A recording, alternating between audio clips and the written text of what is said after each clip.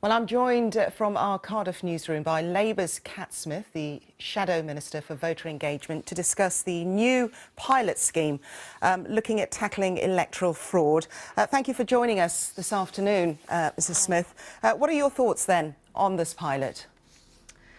Labour's thoughts are that whilst we do need to crack down on electoral fraud where it takes place, this is somewhat of taking a sledgehammer to crack a nut.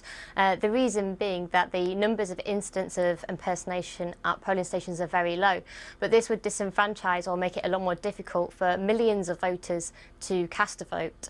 3.5 million people do not have the required forms of ID that are going to be trialled in by this government. But it's not just that. If you were to be on your way home from work, for instance, and you remember there's an election on, you can't just nip into your polling station and cast your vote. You'd have to go home, pick up some ID, and then really it's just going to drive down turnout. You said Labour's thoughts on it, and you just described, and yet Jim Fitzpatrick, he's the MP for Poplar and Limehouse, says that he doesn't have any issues with this scheme, as most people carry an ID. Jim says obviously most people carry an ID, but not all people carry ID. And actually, to have a strong democracy, we need to actually increase participation in elections by actually making it more convenient for people to vote. Now, that's not to say that where electoral fraud takes place, we shouldn't be firm with it. And there are measures the government could take to be more firm with it. We could, for instance, have a national telephone line for people to report incidents of where they feel electoral fraud has taken place. We could give the police more resources to investigate where it has taken place. But requiring every single elector in this country to turn up at a polling station with one of the required forms of ID, a driving licence or a passport, when many people don't have these forms of ID, is very much taking a sledgehammer to crack a nut. Do you think that electoral fraud needs to be addressed? Absolutely, where electoral fraud takes place, we should be addressing it. There's absolutely no doubt about that.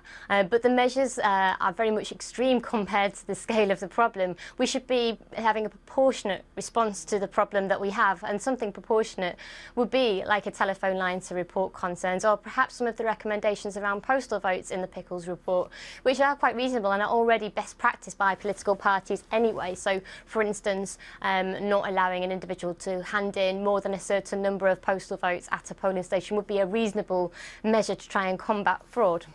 Well, Mr Pickles did highlight 50 recommendations, and he himself was quite cautious about these recommendations, which is why he said he wanted it to be a pilot.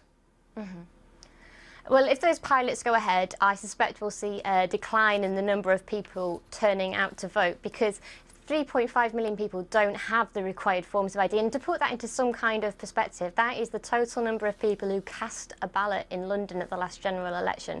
That is an awful lot of people where you're making it very, very difficult, if not impossible, for them to cast their vote in our democratic processes. And the way you strengthen our democracy as a country is by increasing turnout, by encouraging people to turn out and not putting these hurdles in the way. Ms Smith, you said that Labour supports measures to tackle electoral fraud and will be backing a number of the reasonable proposals. So what are the reasonable proposals that you agree with?